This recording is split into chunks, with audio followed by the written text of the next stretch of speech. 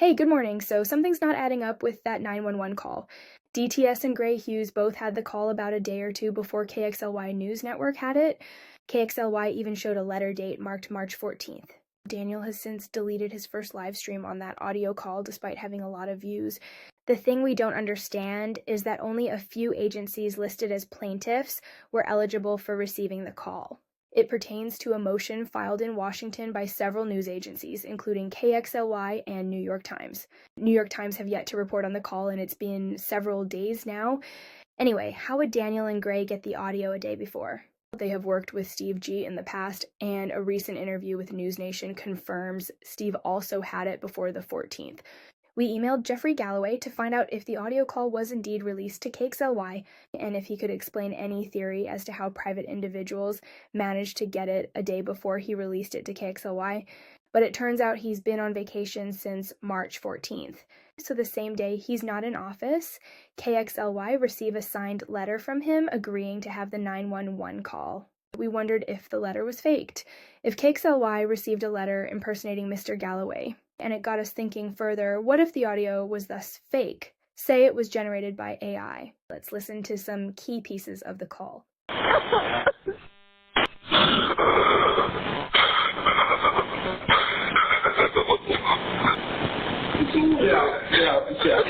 Get out, get out, get out is clearly heard, yet it's not mentioned in the official transcript. The event would make more sense if Bethany and Dylan were at Emily's house and never went upstairs in their own and never saw the bodies at all.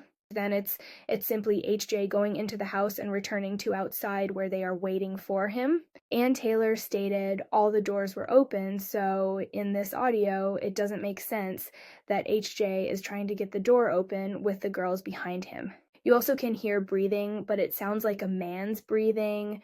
If Steve used an AI generator to mimic their voices, what AI can't do as of yet is generate sounds such as breathing.